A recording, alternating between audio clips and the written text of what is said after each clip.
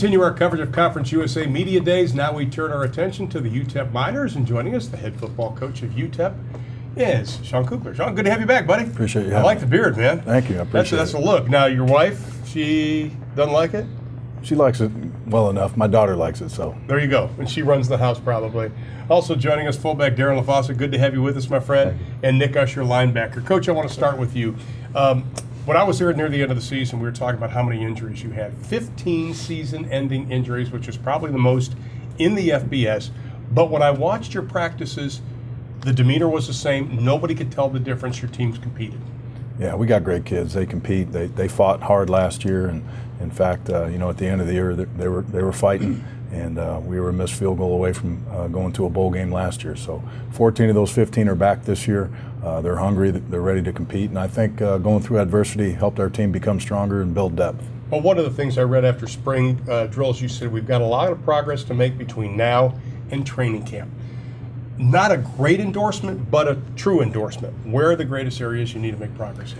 Well, we have two new systems on both sides of the ball, so getting adjusted to that, and I think the kids have done a great job. They've had an outstanding summer. They're prepared and ready to go. How quickly they grasp those systems heading into the fall is going to, we start our conference with Southern Miss and Louisiana Tech, the top two teams from our side from last year, so we'll know quickly if we're prepared and ready to go. Well, one of the changes you did make is obviously you made a lot of coaching staff changes. Brent Peace is now the offensive coordinator. You were with him at Boise State. I believe it was when you guys won the Fiesta Bowl, if I'm not mistaken. Correct. What does he bring to the table? Well, he's very intelligent. He knows the style of offense that I want to run. He loves physical style of offense. He's very creative, and to have Brent on our staff, very lucky. Do coaches sometimes try to talk you out of the run mentality football, considering everything's open right now? I mean, the people come up and say, Coach, you got to get with the times. Right. Well, they're not going to talk me out of it, but we really feel that's our MO. We feel that's the difference with us that makes us a little different than other teams. Well, I went back and looked at one of the notes from when you first got the job, and the one thing you told me is we are going to recruit offensive linemen. They're going to be big, they're going to be nasty, they're going to be physical. Your offensive line this year will average 320 pounds. You have stuck to your plan that you told me in year number one. Yeah, that first year we had 9 scholarship offensive linemen. We're sitting at 18 right now. Very veteran group. They've developed in our program for a couple of years, and they've got good size, they've got good depth, and now our two deep. I don't know how many linemen we even had close to 300 pounds our first year. Every single one of them is over 300 pounds. And they're all nasty.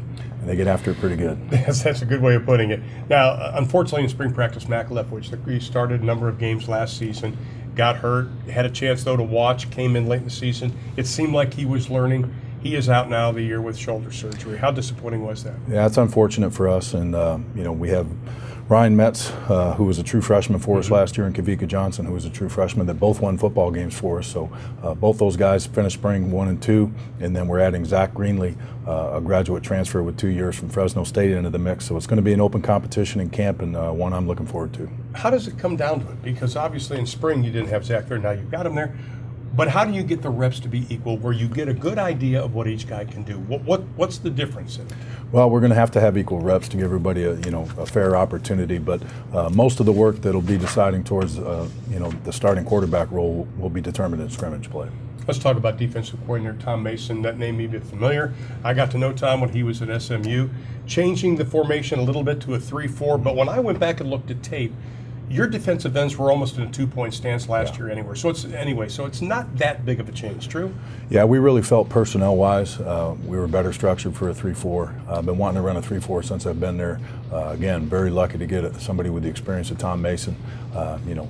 We can really run balanced blitzes from a 3-4 formation. We feel guys like Nick Usher, outside linebackers are better suited for that scheme. Alvin Jones inside. And we've really, again, on the defensive side of the ball, recruited big linemen and that best fit that scheme. So all in all, I really feel the changes on both sides of the ball were necessary and also benefited our team. Nick, talk about the changes, because obviously you are going to change a little bit of the defense, maybe more in name than actual style. But talk about Coach Mason coming in, very well respected around college football and one of the good guys. Yes, sir. I like Coach Mason a lot. He does a lot for us. He's a player's coach, and I see that a lot. And he talks to us, and he talks more about life than anything. and that's what I like about him. And with that, it keeps us going with him strong and makes us want to work hard for him. Turnover margin last year, as opposed to 2014, you went from +9 to -11 in turnover margin. How important is it a factor this year for the defense to start focusing on making the other team cough the ball up? We have to get the ball. We have to put the ball in the offense hands, and for that, we have to focus that and emphasize on that. So with that, we have to just keep doing what we're doing and ball hawk and try to get after the ball. Let's talk about the offense now with Darren LaFosse. I was kidding you. You're a lost breed. An actual fullback, ladies and gentlemen. Looking up in the dictionary, you will see the definition of a fullback. What's it like being a fullback? Because nobody really runs fullback anymore. Honestly, I love it. In high school, my senior year, it was like really the first time playing true fullback, and throughout my time here, I've learned to grow like on the position and just learn to love blocking. So, do you rather have a nice touchdown catch, or would you rather crush a linebacker with a great block? Honestly, I'd rather crush a linebacker. I feel a lot more satisfaction putting somebody on their back than scoring a touchdown. And if I can help somebody else score a touchdown, then that's just as good. How is it for your job? Because we mentioned that the linemen are massive this year, average about 320 pounds.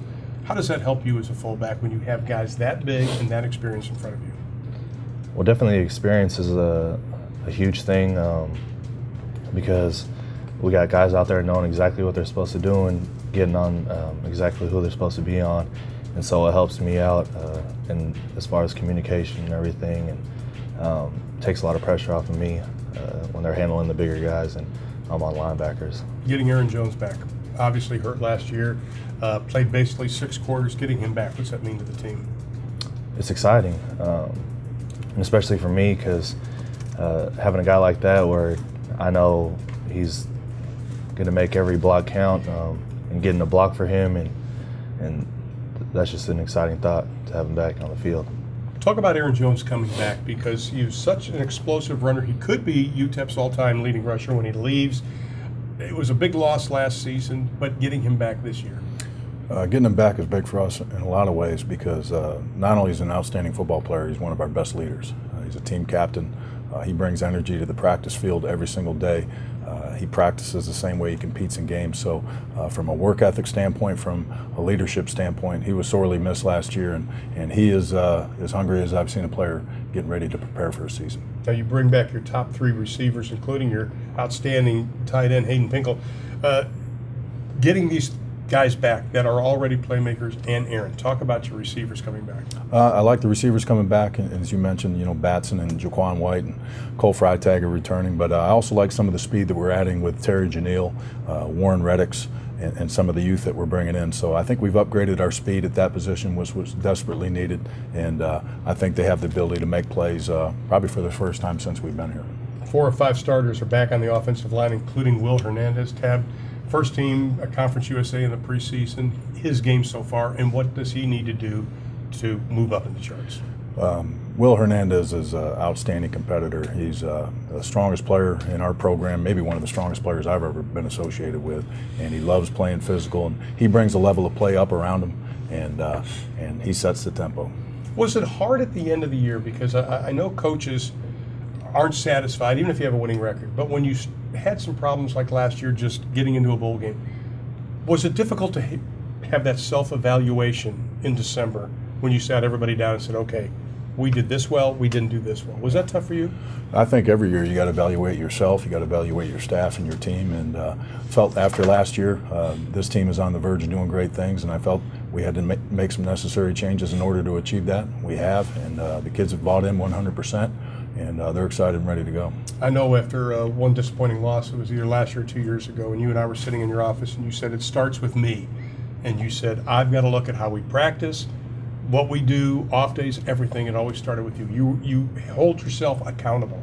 You have to. You got to hold yourself accountable, and you got to hold your players accountable to do the things that you're asking them to do. And if there's ever a problem, if there's ever an issue, it always got to start with me.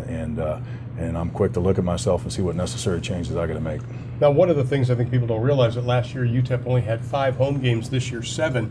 That's a big difference, isn't it? Yeah, it'll be the first time that we've had 7 home games, and last year we started our first 3 on the road. So 3 of our first 4 are at home, and we need to take advantage of that and come out firing. You play Texas also this season in Austin. How important is it to show them that UTEP can play football? I mean, it's extremely important.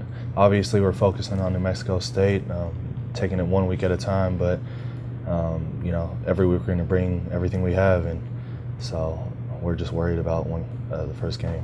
But just still having 7 home games, I think for you two would be pretty good, right? Yes, sir. All right, Sean, congratulations, my friend, on everything you've done at UTEP. Look forward to this season. Appreciate 7 it. home games. Thank you. Appreciate Hopefully it. we'll be able to come there. We're going to take a break, step aside. Coming up on the other side, we turn our attention to ODU. Stay with us as we continue our coverage from Dallas, Texas.